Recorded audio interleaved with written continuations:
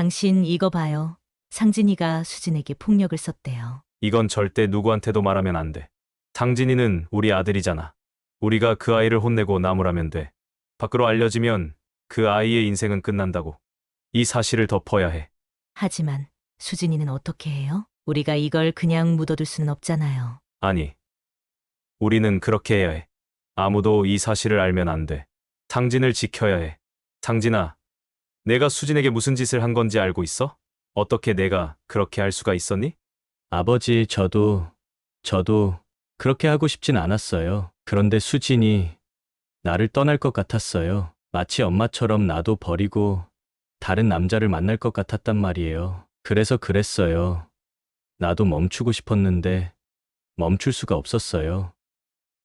영상을 시청하시기 전 구독과 좋아요를 눌러주시면 더 좋은 영상 제작에 정말 큰 힘을 얻을 수 있어요. 진심으로 부탁드립니다. 안녕하세요. 제 인생 이야기를 듣기 위해 시간을 내어주신 여러분께 감사의 인사를 전합니다.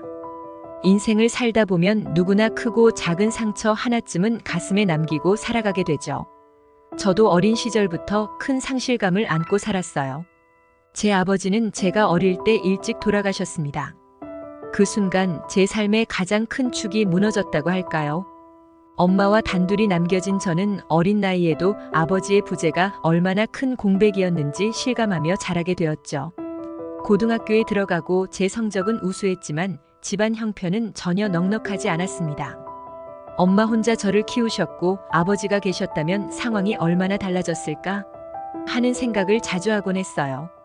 그래서 대학 진학을 고민할 때 엄마와의 대화는 가슴 아픈 현실을 마주하게 했죠. 윤희야, 성적도 좋은데 4년제 대학에 가면 좋지 않겠니? 장학금도 받을 수 있을 텐데. 엄마, 알죠. 그런데 우리 집 형편은 제가 빨리 돈을 벌어야 하니까요. 4년제는 조금 무리인 것 같아요. 너무 걱정하지 마세요. 저는 공부보다는 사회에 빨리 나가는 것이 더 좋아요. 엄마는 그 말을 들으시고 잠시 말을 잇지 못하셨어요.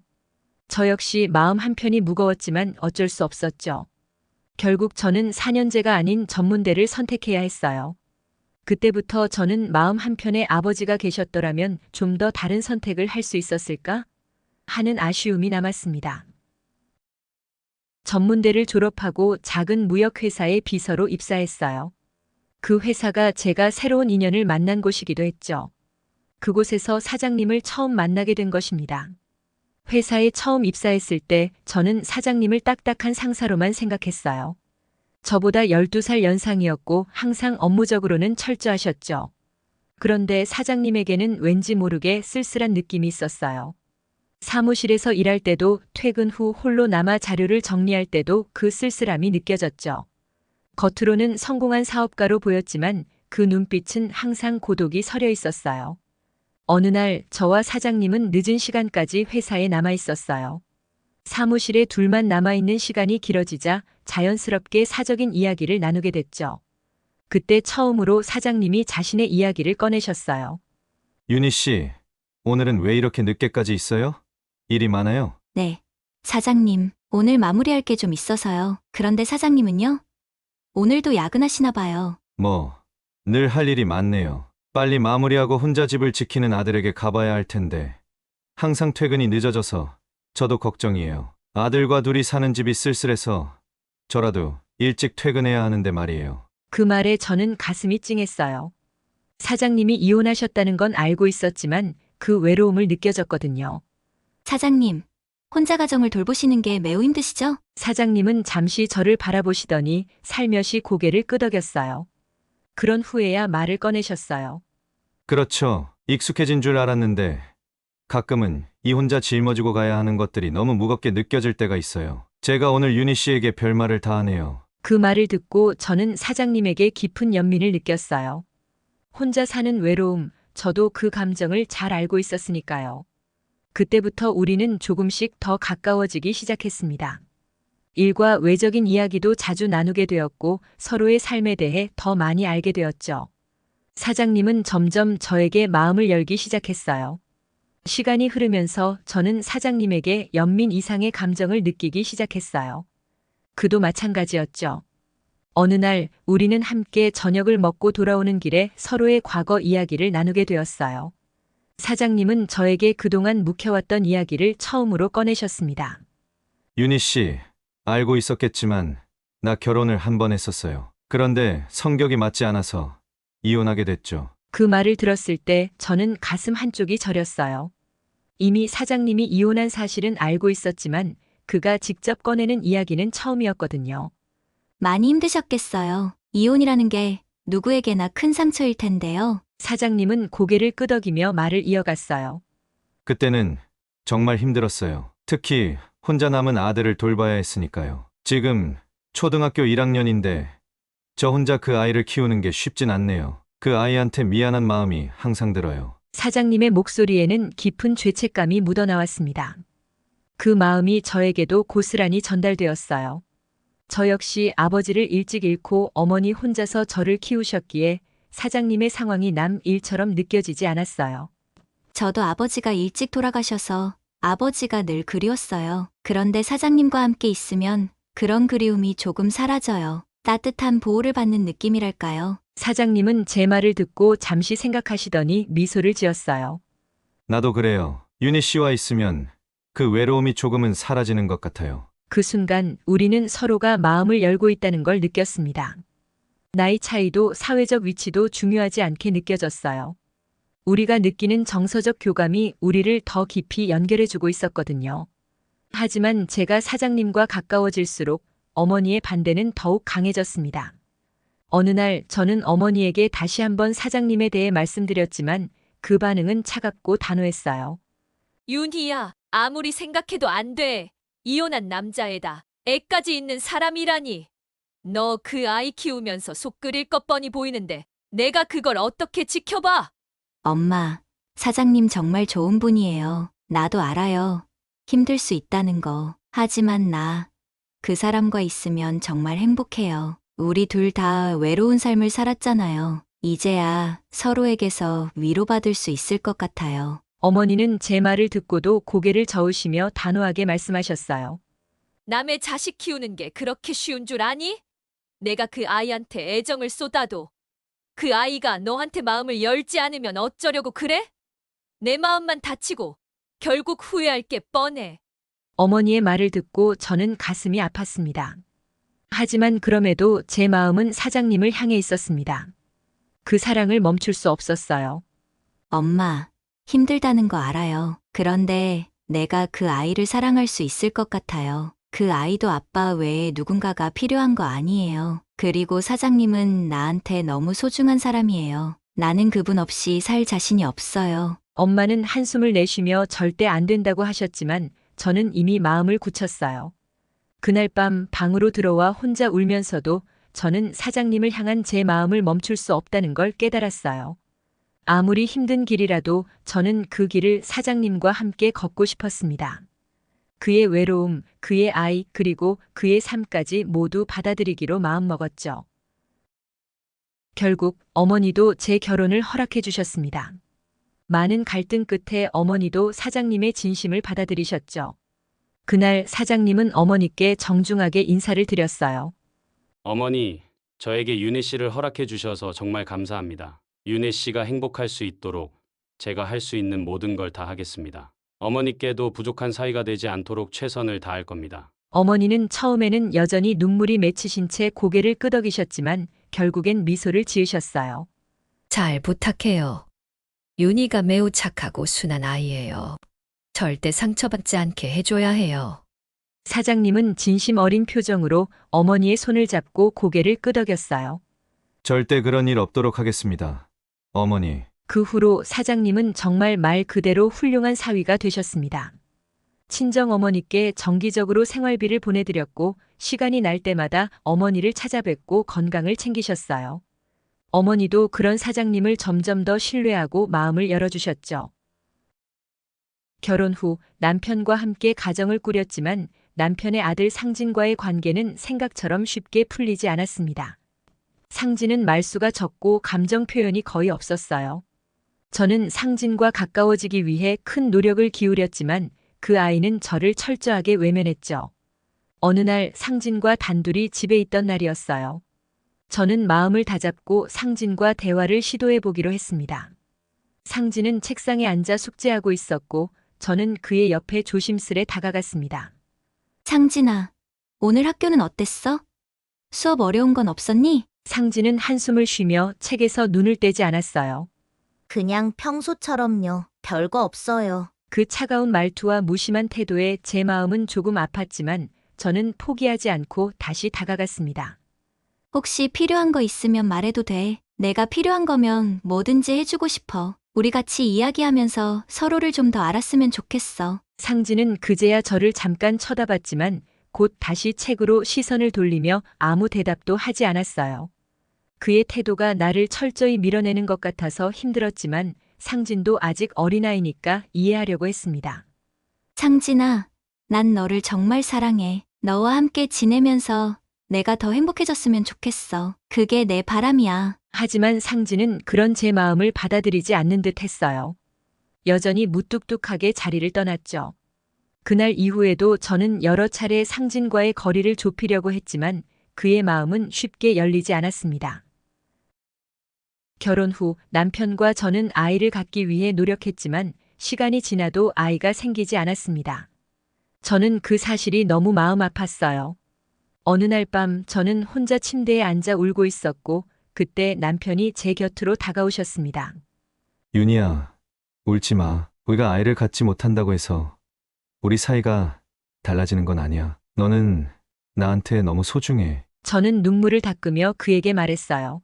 하지만 제가 아이를 가질 수 없으면 우리 가정이 불완전한 것 같아서요. 남편은 제 손을 따뜻하게 잡으며 눈을 마주쳤습니다. 윤희, 넌 이미 훌륭한 엄마야. 내가 상진을 잘 돌봐주고 있잖아. 나한테는 너와 상진만 있으면 충분해. 상진도 너와 함께 지내면서 점점 나아질 거야. 시간이 걸리겠지만 우리는 완벽한 가정이 될 거야. 그의 위로에 저는 가슴이 뭉클해졌어요.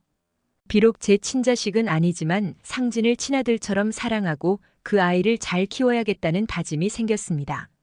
저도 상진이가 내 아이처럼 느껴져요. 상진이와 우리 가정을 잘 꾸려가고 싶어요. 그렇게 우리는 서로의 품에서 위로를 받으며 상진을 친아들처럼 아끼고 돌보기로 마음을 굳혔습니다.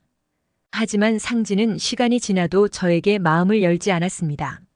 나름대로 최선을 다했지만 그의 냉정한 태도는 계속됐죠. 그 이유를 나중에야 알게 되었습니다.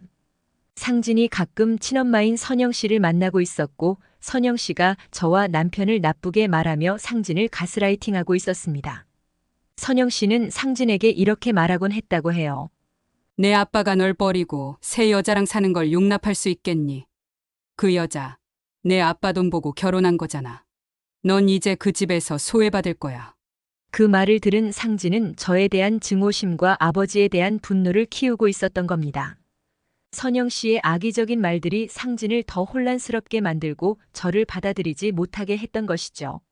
하지만 상진은 그런 상황에서도 학업에는 전념했습니다. 말은 없었지만 그 아이는 공부만큼은 누구보다 열심히 했어요. 시간이 흘러 상진은 고등학교를 졸업하고 서울의 의과대학에 합격하게 되었습니다. 그 소식을 들었을 때 저는 정말 기뻤어요. 상진이 그토록 노력해 마침내 꿈을 이뤘다는 사실에 벅차올랐습니다. 남편도 상진이의 성공을 진심으로 자랑스러워하셨어요. 윤희야, 우리 상진이가 드디어 해냈어. 의대에 합격했어. 내가 지금 얼마나 기쁜지 몰라. 그 말에 저도 기쁨을 감출 수 없었어요. 저는 상진이의 어깨를 두드리며 말했죠. 상진아, 정말 대단하다. 내가 너를 자랑스러워할 수 있어서 너무 기뻐. 그동안 고생 많았어. 상진은 여전히 무뚝뚝한 표정이었지만 그의 얼굴에는 조금의 만족감이 비치더군요. 그 모습을 보니 저도 마음이 조금 놓였어요. 남편은 상진을 보며 잠시 생각에 잠겼다가 제게 다가와 말을 꺼냈습니다. 정말 고마워. 내 덕분에 상진이가 이렇게 잘 자라준 것 같아. 내가 아니었으면 상진도 이만큼 할 수 없었을 거야. 그 말에 저는 눈시울이 뜨거워졌어요. 아니에요. 상진이 자체가 너무 열심히 해준 덕분이죠. 그래도 그렇게 말해주니 정말 고마워요. 남편은 저를 따뜻하게 안아주며 고맙다는 말을 거듭했어요. 그 순간 저는 상진을 향한 저의 사랑과 노력이 헛되지 않았다는 걸 느꼈습니다. 비록 상진이 마음을 완전히 열지는 않았지만 그의 성공을 보면서 저는 그동안의 노력이 보상받은 기분이었어요.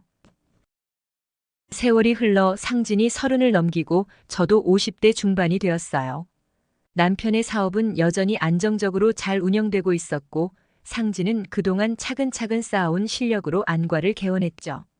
상진은 꼼꼼하고 철두철미한 성격 덕분에 이른 나이에 꽤 알려진 안과 의사가 되었어요. 하지만 상진은 늘 여자에게 별 관심이 없었기 때문에 어느 날 그가 여자친구를 집에 데리고 온다는 소식에 적잖이 놀랐죠. 그날 저녁 상진이 집에 여자친구를 데려오겠다고 했고 저와 남편은 둘이 집에서 상진과 그녀를 기다렸습니다. 남편도 상진이 드디어 사랑하는 사람을 만나 결혼을 생각한다는 말에 은근히 기대하는 눈치였죠. 상진이가 드디어 결혼을 생각하는 사람이 생겼다니. 어떤 사람일까? 남편은 그런 생각에 잠긴 듯 보였고 저도 설레는 마음으로 그들을 기다렸습니다. 상진이 늦게 퇴근한 듯 문을 열고 들어왔고 그 옆에 수수한 미소를 띤 여자가 있었습니다. 그녀는 상진의 병원에서 간호사로 일하고 있는 수진이라는 사람이었죠. 처음부터 상냥한 미소와 함께 다정한 눈빛을 보내는 수진을 보자 저는 단번에 그녀가 마음에 들었어요. 남편도 조심스럽게 그녀를 바라보며 인사를 건넸습니다. 아버지, 어머니, 인사드리겠습니다. 이쪽은 수진이에요. 제 병원에서 간호사로 일하고 있습니다. 저희 결혼을 생각하고 있어요. 오, 반갑구나. 들어와서 앉아. 우리 상진이가 이렇게 직접 데려오니 내가 감격스럽네. 남편은 수진을 따뜻하게 맞아주며 상진의 결정을 지지해 주었어요. 상진이 그토록 차가운 성격임에도 불구하고 결혼을 생각할 만큼 사랑하는 사람이라니 남편도 수진에 대해 깊은 호기심과 호감을 느끼고 있었습니다. 수진 씨, 정말 만나서 반가워요. 우리 상진이가 이렇게 중요한 사람을 데려오다니. 잘 왔어요. 상진이가 참 복이 많네요. 수진은 수줍게 웃으며 조용히 대답했어요. 감사합니다. 이렇게 인사드릴 수 있어서 저도 영광입니다. 응. 수진 씨. 상진이는 워낙 일만 열심히 하는 사람이라 걱정이 많았는데 이렇게 좋은 사람이 옆에 있어주니 내가 안심돼. 앞으로 상진이 잘 부탁해요. 수진은 고개를 끄덕이며 부드럽게 말했습니다. 네. 상진 씨와 함께 할 수 있어 행복합니다. 상진 씨가 참 성실한 사람이라 저도 많은 걸 배웠어요. 상진 씨가 일에 더 집중할 수 있도록 제가 돕고 싶어요. 남편은 수진의 대답에 만족한 듯 미소 지으며 상진을 보았어요. 상진아, 정말 좋은 사람 만났구나. 너도 잘해야 한다. 수진 씨 같은 사람이 내 옆에 있다는 건 큰 축복이니까. 상진은 여전히 말수가 적었지만 남편의 말에 고개를 끄덕였습니다. 저 역시 수진과의 첫 만남이 어색하지 않고 오히려 따뜻하게 느껴졌어요. 상진이 차가운 성격이었기 때문에 우리는 오히려 수진의 다정함에 매료되었죠. 대화가 이어지던 중 저는 자연스럽게 수진의 부모님에 관해 물어보았습니다. 수진 씨, 부모님께는 상진이와 결혼하려는 걸 말씀드렸나요? 수진 씨와 상진이 함께 있는 모습을 보셨으면 정말 든든하실 것 같아요. 수진은 잠시 머뭇거리더니 작게 대답했어요. 부모님께는 말씀드릴 수 없었어요. 사실 몇 년 전 교통사고로 두 분 다 돌아가셨거든요. 그 말을 듣는 순간 저와 남편 모두 순간적으로 침묵했어요. 남편도 가슴이 먹먹한 듯한 표정으로 수진을 바라보았습니다. 저는 제 어린 시절이 떠올랐어요. 아버지를 일찍 여의고 어머니와 단둘이 지냈던 기억이 너무도 생생하게 떠올라 수진의 아픔이 절실히 느껴졌죠. 정말 많이 힘들었겠어요. 나도 아버지를 일찍 여의었거든. 수진 씨가 겪은 그 슬픔이 얼마나 큰지 잘 알 것 같아요. 이제 우리가 가족이 될 테니 언제든지 의지해도 돼요. 남편도 조용히 한마디 덧붙였어요. 수진 씨, 우리 가족이 된다는 건 상진이뿐만 아니라 우리가 모두 가족이 된다는 뜻이에요. 힘들 때는 언제든지 우리한테 이야기해주면 좋겠어요. 수진은 눈물이 고일 듯한 눈으로 저희를 보며 작게 고개를 끄덕였습니다. 저는 그녀의 손을 따뜻하게 잡았고 그 순간 수진은 저에게 딸처럼 느껴졌어요. 이제 진정한 가족이 된다는 마음이 제 가슴 깊이 새겨졌습니다. 결혼 준비가 진행되면서 저는 수진에게 혼수를 준비해주고 싶었습니다. 부모님 없이 혼자 결혼 준비를 해야 한다는 생각에 마음이 쓰였거든요. 그래서 어느 날 저는 수진을 데리고 백화점에 가서 혼수를 보러 갔습니다. 백화점에 도착해 여러 물건을 고르며 수진과 도란도란 이야기를 나누다 보니 시간이 금세 흘러갔습니다. 우리는 함께 가구와 생활용품을 하나하나 살펴보며 의견을 나눴어요. 수진은 항상 조심스러워하면서도 저의 의견을 존중해 주었고 서로가 마음에 드는 물건을 찾을 때마다 기분 좋게 웃음이 터졌습니다. 그때 백화점 직원 한 분이 우리를 바라보며 미소를 지으며 말을 걸어왔습니다. 두 분 참 다정해 보이시네요. 너무 보기 좋은 모녀 같으세요. 어머님께서 딸을 정말 아끼시는 것 같아요. 그 말을 듣는 순간 저는 마음이 따뜻해졌습니다. 직원의 말이 괜히 듣기 좋았어요. 수진도 그 말을 듣고 살며시 웃으며 저를 바라봤죠. 모녀라니 정말 그런가요? 수진이가 제 딸이면 얼마나 좋을까요? 그 말에 수진은 쑥스러운 듯 웃으며 고개를 숙였고 저도 모르게 기분이 좋아졌습니다. 수진을 보면서 이렇게 다정하고 예쁜 딸이 나에게 있었다면 얼마나 좋았을까 하는 생각이 머릿속에 떠올랐어요. 그 순간 수진이 저에게 정말 딸처럼 느껴졌습니다. 우리가 고른 물건들이 마음에 들자 수진이 결제를 하려고 했지만 저는 그걸 막으며 단호하게 말했죠. 수진아, 오늘은 내가 하는 거야. 내가 결제하면 나도 마음이 불편해져. 이건 내가 해주고 싶은 일이야. 수진은 조용히 고개를 끄덕이며 고마워했어요. 어머니, 정말 감사합니다. 이렇게 저를 아껴주셔서 제가 정말 행복해요. 그 말을 듣고 저는 깊이 감동하였어요. 수진이 이렇게 저를 엄마처럼 느끼고 있다는 사실이 너무 기뻤습니다. 순간 수진이 허락만 해준다면 내가 정말 그녀를 딸처럼 대하고 싶다라는 마음이 더욱 강해졌습니다. 백화점에서 함께 혼수를 준비하는 내내 직원들이 우리를 다정하게 바라보며 계속해서 참 잘 어울리는 모녀라고 칭찬해 주었고 그럴 때마다 저는 마음이 뿌듯해졌습니다. 수진과의 관계가 단순히 며느리와 시어머니를 넘어 진정한 가족이 된 것 같은 느낌이었죠. 결혼 후 상진은 여전히 바쁜 일상에서 병원에 매진하고 있었어요. 집에 자주 오지는 않았지만 어느 날 저녁 수진이 집으로 찾아왔습니다. 남편이 출장 중이었기에 저는 혼자 저녁을 준비하고 있었죠. 어머니, 오늘 아버님께서 출장 가셨다고 들어서 혼자 저녁 드실까 봐 왔어요. 저랑 같이 저녁 드세요. 수진이 저를 배려해서 찾아온 것이 얼마나 고마운지 모릅니다. 그녀가 문을 열고 들어온 순간 저도 모르게 기쁨이 밀려왔어요. 수진아, 내가 이렇게 와줘서 정말 고마워. 혼자서 먹는 것보다 훨씬 좋구나. 같이 먹자. 우리는 함께 저녁을 준비하고 도란도란 이야기를 나누며 식사했습니다. 수진은 상진의 바쁜 일정을 얘기하면서도 그가 얼마나 성실하게 일하고 있는지 자랑스럽다고 했죠. 상진 씨는 참 일에 몰두하죠. 함께 놀 수 있는 시간은 별로 없지만 그래도 저는 상진 씨가 이렇게 열심히 일하는 모습을 보면 자랑스러워요. 내가 그 옆에 있어줘서 참 다행이야. 상진이는 무뚝뚝하지만 내가 이렇게 지켜주고 있어서 더 잘할 수 있는 것 같아. 넌 정말 내게도 큰 위로가 돼. 수진은 저를 보며 따뜻하게 미소 지었어요. 우리는 함께 저녁을 먹으며 서로의 마음을 더 깊이 나눴고 수진이 나에게 딸처럼 다가와 주었다는 것이 너무 감사하게 느껴졌습니다. 그녀는 나에게 있어서 며느리 이상의 사랑스러운 존재였죠. 수진과 상진이 결혼한 지 몇 달이 지나면서 수진의 변화가 눈에 띄기 시작했어요. 결혼 초반에는 항상 밝고 다정하던 수진이었지만 시간이 흐를수록 말수가 줄어들고 표정도 점점 어두워지는 것 같았습니다. 처음에는 피곤해서 그러려니 했지만 그 기운이 점점 더 뚜렷해지면서 저는 걱정이 되기 시작했어요. 어느 날 집에서 수진과 둘이 차를 마시던 중 저는 수진에게 조심스럽게 물어봤습니다. 수진아, 요즘 무슨 일이 있는 거니?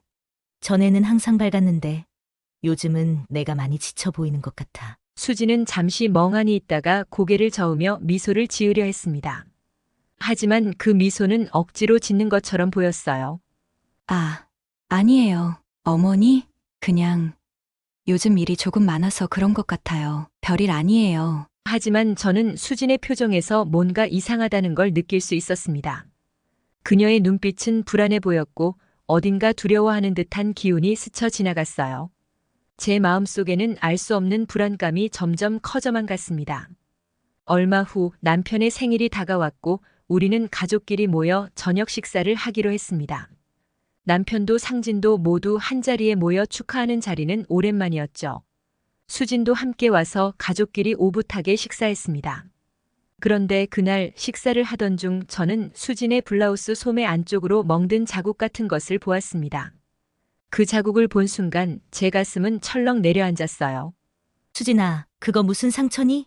여기 팔에 멍 자국 같은 게 보여. 수진은 깜짝 놀라며 순간 당황한 표정을 지었지만 곧 평정을 되찾으며 급히 대답했어요. 아, 이거요? 그게 제가 실수로 넘어져서 생긴 거예요. 별거 아니에요. 하지만 수진의 당황한 표정을 놓치지 않았습니다. 그녀의 목소리는 떨리고 있었고 마치 진실을 숨기려는 것처럼 보였어요. 그 순간 남편도 그녀의 팔을 보고 놀란 듯한 표정을 지으며 말했어요. 넘어졌다고. 그래도 이 정도면 꽤 크게 다쳤을 텐데 병원에 가봐야 하는 거 아니야? 수진은 고개를 저으며 괜찮다고 했지만 상진은 그 순간 뭔가 크게 당황한 듯 보였습니다. 상진은 평소와는 다르게 얼굴이 굳어졌고 그 자리에 앉아있는 모습이 불편해 보였습니다. 수진이 괜찮아요. 그냥 가벼운 부상이에요. 제가 다 살펴봐줬어요. 걱정하지 마세요. 하지만 상진의 목소리에는 평소와는 다른 긴장감이 묻어났습니다. 그 순간 저는 뭔가 더 큰 문제가 있다는 걸 직감했어요. 수진은 계속해서 아무 일도 없다고 말했지만 저는 불안감이 가시지 않았습니다. 그녀의 멍든 자국이 단순한 사고가 아닌 다른 이유에서 비롯된 것일지 모른다는 느낌에 마음이 무거워졌습니다. 그로부터 몇 주가 지나 어느 날 수진이 밝은 표정으로 우리 집을 찾아왔습니다. 그동안 어두웠던 모습이 무색할 만큼 수진은 오랜만에 활짝 웃으며 저를 보았죠. 저는 수진의 밝아진 표정을 보고 오랜만에 마음이 편안해졌습니다. 수진아, 정말 오랜만에 이렇게 밝은 얼굴을 보네. 무슨 좋은 일 있어? 수진은 수줍게 미소를 지으며 저를 바라보더니 조심스럽게 말을 꺼냈습니다. 어머니, 저 들을 말씀이 있어요. 저 임신했어요. 그 말을 듣는 순간 제 가슴이 벅차올랐습니다. 너무 놀랍고 기뻐서 눈물이 고일 만큼 감동이 밀려왔죠. 저는 수진의 손을 잡고 그 자리에서 눈물을 흘리며 말했습니다. 수진아, 정말이니? 정말 임신한 거야? 이게 꿈은 아니지? 수진은 고개를 끄덕이며 눈시울이 붉어졌어요. 네, 어머니, 드디어 저도 엄마가 되려나 봐요. 저는 그 말을 듣고 수진을 꼭 안았습니다. 제 마음은 너무 기쁘고 감격스러워서 더 이상 말을 잇지 못할 정도였어요. 이제 우리 가족에게 새 생명이 찾아왔고 수진과 상진이 부모가 된다는 사실이 저에게는 그 무엇보다 큰 축복처럼 느껴졌습니다. 수진아, 너무 기쁘다. 내가 이렇게 행복한 소식을 전해주다니. 우리가 모두 너와 아기를 사랑할 거야. 그 순간 저는 수진에게서 다시 밝고 행복한 기운을 느꼈습니다. 그동안 수진이 겪었던 모든 어려움이 이 기쁜 소식으로 덮이는 듯한 기분이었어요. 수진의 행복한 얼굴을 보며 저는 그동안의 걱정을 잠시 내려놓고 그녀와 함께 기쁨을 나눴습니다. 수진의 임신 소식은 우리 가족에게 너무나도 큰 기쁨이었어요. 저는 수진과 함께 병원에 다니며 태어날 아기를 상상했고 그 아기를 위해 준비를 하느라 바쁘게 지냈습니다. 하지만 그 기쁨도 오래가지 못했습니다. 어느 날 수진이 갑자기 극심한 복통을 호소하며 병원으로 실려갔습니다. 그리고 의사로부터 들은 말은 차마 믿고 싶지 않았어요. 수진이 아기를 유산했다는 충격적인 소식이었죠. 저는 그 말을 듣는 순간 눈앞이 캄캄해졌습니다. 불임이었던 제 과거의 아픔이 떠올라 수진의 고통이 얼마나 클지 가슴이 미어졌어요. 그리고 수진을 위로해야 한다는 생각밖에 들지 않았습니다. 수진아, 이렇게 되다니. 내가 얼마나 아플지 내가 너무 잘 알아. 수진은 말없이 눈물을 흘리며 고개를 떨구고 있었고 저도 그녀의 손을 잡고 함께 눈물을 흘렸습니다. 남편도 곁에서 수진을 위로했지만 그 누구도 이 고통을 온전히 덜어줄 수는 없었어요. 너무 힘들겠지만 우리 모두 내 곁에 있어. 혼자 아파하지 말고 우리와 함께 이겨내자. 그런데도 수진의 표정은 점점 더 어두워져만 갔습니다. 그녀는 유산 후에 깊은 우울감에 빠져 점점 더 말이 없어지고 방 안에 틀어박히는 시간이 길어졌어요. 매일 같이 그녀의 얼굴에 드리워진 슬픔은 보는 것만으로도 가슴이 아팠습니다. 그러던 어느 날 평소처럼 하루를 보내던 중 병원에 있던 상진에게서 급한 연락이 왔습니다. 상진의 목소리는 평소와 달랐고 깊은 침울함과 두려움이 느껴졌습니다. 제 가슴은 순간적으로 불안감에 휩싸였어요. 어머니, 큰일 났어요. 수진이가 스스로 목숨을 끊었어요. 그 말을 듣는 순간 마치 세상이 무너지는 것 같았습니다. 저는 들고 있던 전화기를 떨어뜨리고 손을 떨었습니다. 온몸에 힘이 빠지면서 눈앞이 어지러워지고 숨조차 제대로 쉴 수 없었어요. 믿을 수 없는 말이었죠. 수진이? 내 딸처럼 사랑하던 우리 며느리 수진이가, 그 고운 아이가 왜 그런 선택을 했단 말인가요? 뭐라고? 수진이가? 그게 무슨 소리야? 상진아. 어떻게 그런 일이? 저는 제대로 말을 잇지 못하고 울음이 터졌습니다. 눈물이 앞을 가렸고 몸이 무거워져 그대로 주저앉았습니다. 그저 멍하게 상진의 말을 다시 듣고 싶지 않다는 생각뿐이었어요. 심장이 조여오는 듯한 고통이 가슴을 짓눌렀고 마치 제 아이를 잃은 것처럼, 아니, 그보다 더 깊은 상실감이 밀려왔습니다. 그동안 수진이 그렇게 괴로워하고 힘들어했는데 저는 그걸 알아차리지 못했다는 자책감이 물밀듯이 쏟아졌습니다. 그녀의 고통을 왜 더 빨리 알아차리지 못했을까? 내가 조금만 더 신경을 썼더라면, 수진의 손을 꼭 잡아주었더라면 이런 일이 일어나지 않았을 거란 생각에 가슴이 찢어졌습니다. 남편도 그 소식을 듣고 얼굴이 하얗게 질려 말없이 앉아만 있었습니다. 그의 손은 가늘게 떨리고 있었고 입을 열려다가 결국 말을 잇지 못한 채 고개를 떨구고 있었어요. 남편의 눈에도 눈물이 맺혀 있었지만 그 슬픔을 어떻게 표현해야 할지 몰라 한참을 그 자리에 멍하니 앉아 있었습니다. 수진이가 그렇게 힘들었던 건가? 왜 그걸 우리가 몰랐을까? 우리 둘 다 큰 충격에 빠져 있었습니다. 그때의 침묵은 너무나 무거웠고 수진이 남긴 깊은 상처는 무엇으로도 치유할 수 없을 것 같았어요. 우리 가족은 그렇게 순식간에 사랑하는 사람을 잃어버린 상실감 속에 빠졌습니다. 며칠 후 수진의 물건을 정리하기 위해 그녀의 방에 들어섰습니다. 방 안에는 그동안 수진이 아기를 위해 준비했던 작은 옷들과 용품들이 그대로 남아 있었습니다. 그 물건들을 보자 눈물이 저절로 쏟아졌습니다. 이 작은 옷을 입을 아기도 엄마도 이제는 없다니 라는 생각이 가슴을 후벼 팠어요. 그 물건들을 하나하나 정리하던 중 작은 서랍을 열었을 때 저는 한 권의 일기장을 발견했습니다. 그 일기장은 그동안 사용했던 흔적이 많이 남아 보였고 혼자서 썼던 삶의 기록들이 들어있었어요. 호기심보다는 두려움과 함께 일기장을 천천히 넘겨보았습니다. 처음엔 수진의 일상적인 내용들이 적혀 있었지만 곧 일기장의 글은 차츰 어둡고 무겁게 변하기 시작했어요. 저는 일기장을 읽으며 충격적인 내용을 마주하게 되었습니다. 상진 씨는 점점 나를 의심하고 있다. 처음에는 그저 나에게 뭔가 숨기는 게 있냐고 물어보는 정도였지만 이제는 내가 다른 남자를 만나고 있다고 확신하는 것 같다. 상진 씨는 자신의 친엄마처럼 나도 언젠가 그를 떠나 다른 남자를 만날 거로 생각하고 있다. 그게 아니라는 걸 아무리 말해도 믿지 않는다. 저는 그 구절을 읽는 순간 숨이 막히는 것 같았습니다. 상진이 친엄마와 헤어진 아빠의 상처를 그대로 끌어안고 수진에게 그것을 투영하고 있었던 겁니다. 그는 수진이 자신을 배신할 것이라는 근거 없는 두려움과 의심에 빠져 있었고 그 의심은 점차 폭력으로 이어졌습니다.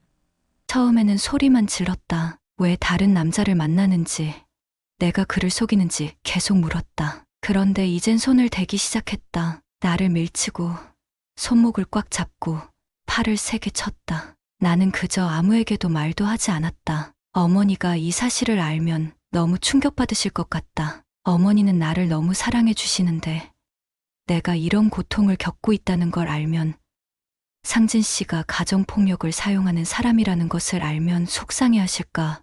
다 참아 말할 수 없다. 그 구절을 읽을 때마다 저는 고통으로 가슴이 찢어졌습니다.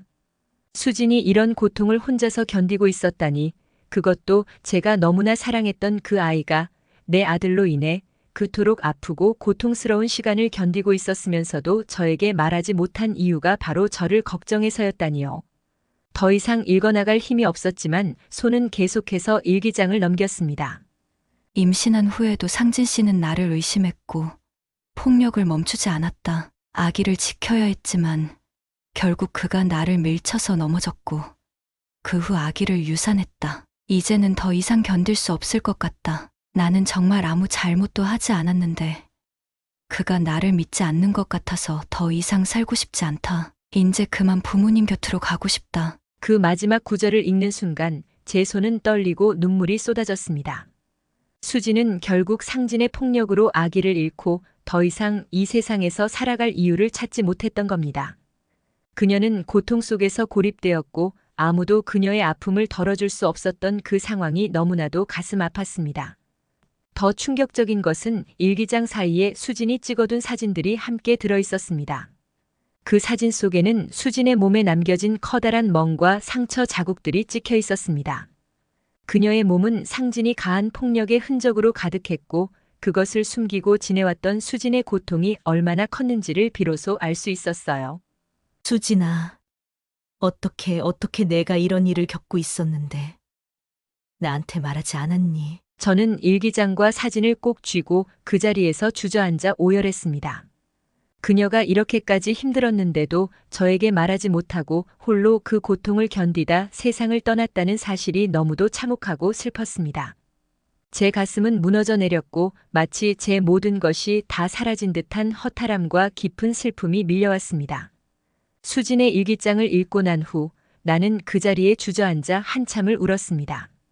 그녀의 고통이 너무 생생하게 전해져 와서 가슴이 찢어질 것 같았어요. 그리고 하나의 충격적인 사실이 머릿속에서 떠나지 않았습니다. 수진을 끝내 죽음으로 몰고 간 것은 다름 아닌 우리 아들 상진이라는 사실이었어요. 저는 이 진실을 어떻게 해야 할지 몰라 마음이 혼란스러웠습니다. 이걸 모른 척 해야 할까? 아니면 수진의 억울한 죽음을 밝혀야 하나? 마음은 뒤엉켜 있었고 눈앞이 흐릿해졌습니다. 상진은 내 아들입니다. 하지만 수진의 죽음도 저에게는 너무나 아프고 깊은 상처였어요. 두 가지 감정이 충돌하며 나는 점점 더 혼란스러워졌습니다. 수진아, 내가 어떻게 해야 할까? 이 사실을 덮어야 할까?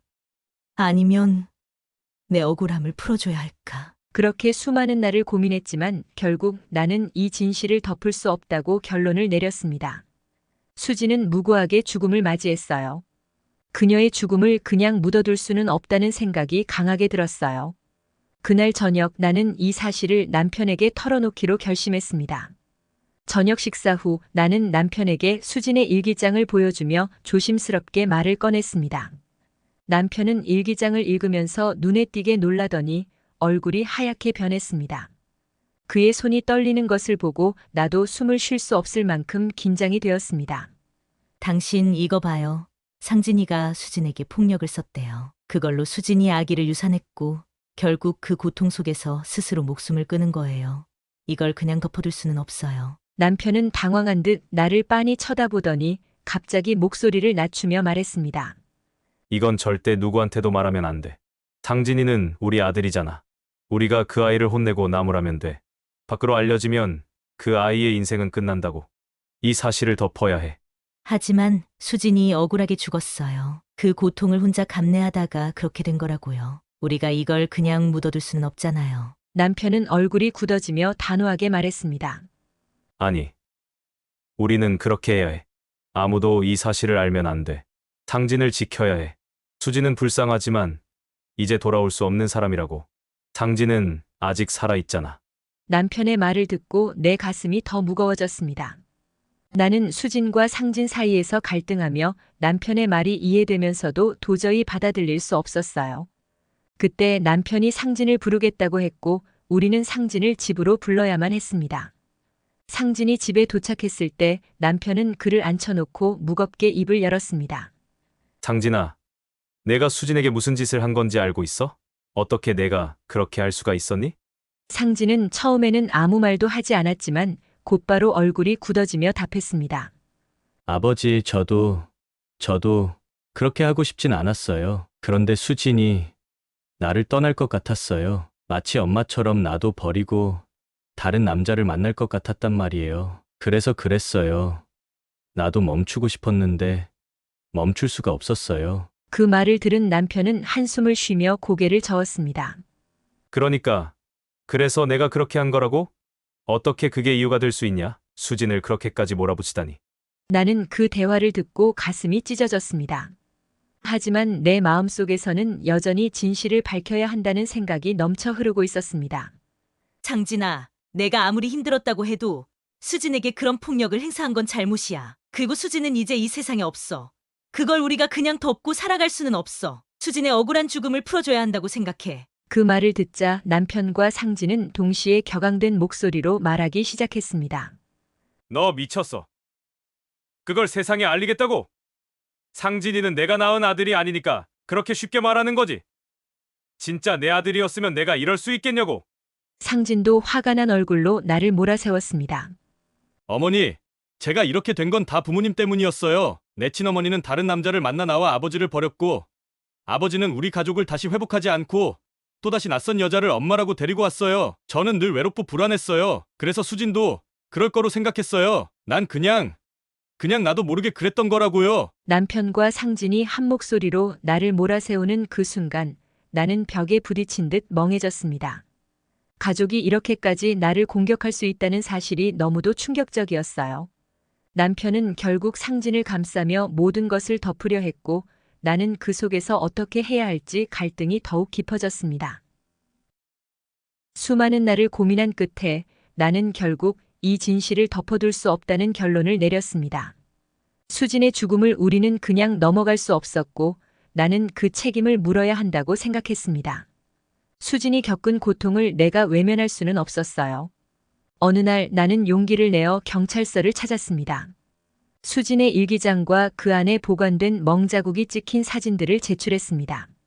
경찰은 내 말을 듣고 진지한 표정으로 일기장을 넘겼습니다.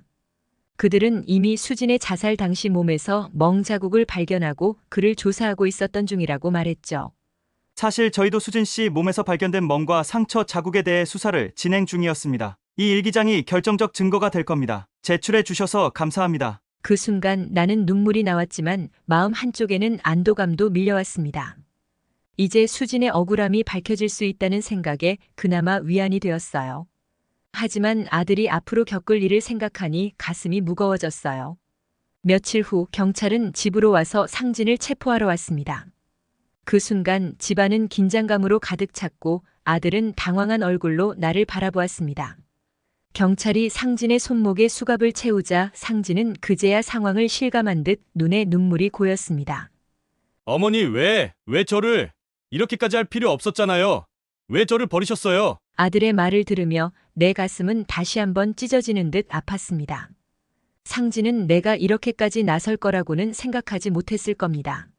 하지만 그동안 수진이 겪었던 고통과 아픔을 생각하니 나는 이 결정을 후회할 수 없었습니다.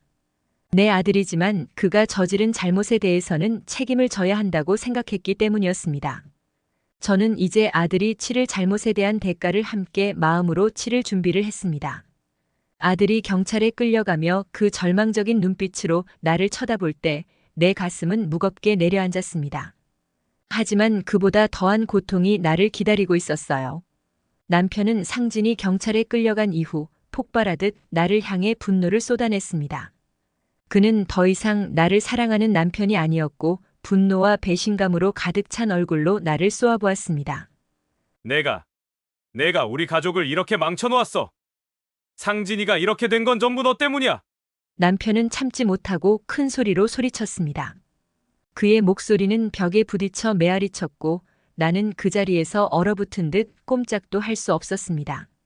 그의 눈빛은 분노로 불타오르고 있었고 그의 말은 날카로운 칼날처럼 나의 가슴을 후벼 팠습니다. 내가 뭐라고 했어? 이걸 덮고 넘어가면 됐다고. 상진은 우리 아들이라고. 내가 어떻게 그 아이를 경찰에 넘길 수가 있냐고. 그 아이 인생이 지금 끝장났어. 내가 그걸 알아? 당신, 나도 상진을 보호하고 싶은 마음이 있었지만 수진은 어쩌고? 수진의 죽음을 우리가 그냥 묻고 넘어갈 수는 없잖아. 그 아이도 억울하게 죽었어. 우리가 그걸 덮는 건 잘못이야. 하지만 남편은 내 말을 들으려 하지 않았습니다. 그의 분노는 이미 제어할 수 없는 상태였습니다. 그는 나를 향해 손을 휘저으며 크게 소리쳤습니다. 배신자. 내가 우리 가정을 배신했어. 내가 내 말을 듣고 내 선택을 믿었던 걸 후회해. 상진을 내버리다니. 내가 진짜 이럴 수 있냐? 상진이 이제 나락으로 떨어질 거라고. 내 아들이 끝장났다고. 남편의 말에 나는 깊은 충격을 받았습니다. 그는 나를 완전히 배신자로 보고 있었고 그의 분노는 걷잡을 수 없었습니다. 나는 그 자리에서 남편의 말을 받아들이기에 어려웠습니다. 수진의 죽음을 외면하고 우리 아들만 지키는 게 정말 옳은 선택이었을까요? 나는 수진의 죽음을 외면할 수 없었어. 상진이 내 아들이지만 그가 잘못한 건 반드시 책임을 져야 해. 우리 셋이 수진의 죽음을 모른 척하고 살아갈 순 없다고 생각했어. 상진이와 함께 나도 상진이의 엄마로 그 잘못에 대해 책임지려고 했어. 하지만 남편은 내 말에 귀 기울이지 않았습니다. 오히려 더 격렬하게 나를 몰아붙였습니다. 내가 상진을 그렇게 쉽게 버린 거야. 내가 낳은 아들이 아니라서 그랬겠지. 진짜 내 피가 섞인 아들이었으면 절대 그렇게 못했을 거야. 너 아들이 아니라고 내 아들을 감옥에 버린 거야. 남편의 비난은 끝이 없었습니다. 그는 완전히 나를 적으로 돌렸고 내가 가족을 배신한 사람이라고 생각했습니다. 그에게는 상진의 잘못보다 내 선택이 더 큰 죄악처럼 보였던 겁니다. 그의 목소리는 점점 격앙되었고 나는 그 소리를 듣는 것조차 고통스러웠습니다. 상진이 인생이 끝난 거라고. 그리고 그와 함께 우리도 끝난 거야. 아들을 감옥에 보내고 너와 살 수는 없어. 이혼해. 내가 우리 가족을 이렇게 버렸으니 내가 너랑 계속 살 이유가 없어. 그 말이 떨어지는 순간 나는 마치 가슴에 큰 돌덩이가 얹힌 것처럼 숨이 막혔습니다. 남편의 얼굴에는 더 이상 사랑도 애정도 남아있지 않았고 오직 분노와 배신감만이 가득 차 있었습니다. 그는 나를 용서할 마음이 전혀 없었고 내 선택을 철저하게 비난하며 나를 완전히 버리려 했습니다. 나는 그 자리에서 말을 잇지 못한 채 고개를 숙였습니다. 남편의 차가운 시선은 날카롭게 나를 관통했고 나는 이제 남편에게서도 아들에게서도 버림받았다는 사실을 실감했습니다. 그 순간 내 마음속에는 혼란스러운 감정들이 얽혔습니다. 상진이 잘못한 것에 대한 정의를 선택했지만 그로 인해 내 가족은 산산조각 나버렸습니다. 남편의 분노와 배신감이 나를 압도했고 나는 더 이상 이 가족의 일원이 아닌 것처럼 느껴졌습니다. 하지만 수진의 억울한 죽음 앞에서 내가 선택한 이 길이 옳았다고 믿어야 했습니다. 그게 아니면 이 모든 고통을 감당할 수 없을 것 같았어요. 결국 나는 남편과 이혼하게 되었어요. 마지막 순간까지 남편은 나를 똑바로 쳐다보려 하지 않았고 그 차가운 시선이 내 가슴을 더욱 아프게 했습니다. 나에게는 여전히 남편과 아들을 사랑하는 마음이 남아있지만 이제 다시는 그들 곁으로 돌아갈 수 없다는 사실도 분명히 알고 있어요. 그렇지만 만약 시간이 되돌아간다 해도 나는 같은 결정을 내릴 겁니다. 수진이 억울하게 세상을 떠난 것을 그저 모른 척할 수는 없었어요. 지금 이 순간 사실 사랑한 남편과 헤어진 것보다 더 가슴 아픈 것은 내 아들이 감옥에서 고통받고 있다는 사실이에요. 남편은 믿어주지 않았지만 상진이는 내 아들입니다. 그 아이의 고통은 여전히 제 아픔입니다. 이제 나는 혼자 남았지만 그 선택에 후회할 수는 없습니다. 얼마 전 수진이 잠든 납골당에 찾아갔습니다. 수진의 이름을 부르며 속으로 말했어요. 수진아, 미안해. 내가 너를 지켜주지 못했지만 너의 억울함을 풀어주기 위해 내가 할 수 있는 최선을 다했어. 후회는 없어. 내가 그동안 겪었던 고통을 조금이라도 풀어줬다고 생각해. 그리고 내가 너무 보고 싶어. 그 자리에서 한참을 머물렀어요. 고요한 공간에서 수진과 함께 있는 것처럼 느껴졌습니다. 나는 수진에게 내 마음을 전하고 나서야 비로소 조금은 홀가분한 마음으로 돌아설 수 있었습니다. 솔직히 말해서 남편이 나를 이해하고 다시 나를 찾아줄 날이 올지는 모르겠어요. 그날이 올 수 있을까요? 만약 그런 날이 온다면 나는 아마도 남편의 손을 다시 잡을지도 모르겠어요. 우리에게 남아있는 사랑을 되찾고 싶은 마음도 있으니까요. 하지만 그런 날이 올지 영영 오지 않을지 알 수 없는 일이죠. 이제는 혼자 살아가는 것이 나의 현실입니다. 하지만 나는 이 현실을 두려워하지 않으려고 해요.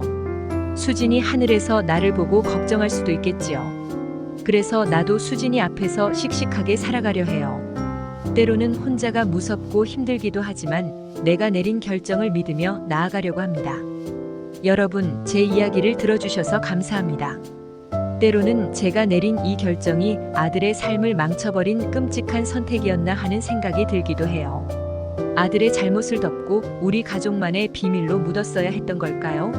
아니면 수진의 억울한 죽음을 밝혀주기 위해 어쩔 수 없는 선택을 했던 걸까요? 지금도 가끔 제 결정을 돌아보며 혼란스러울 때가 있습니다. 여러분이라면 어떻게 하셨을까요? 여러분의 선택이 무엇이었을지 궁금합니다.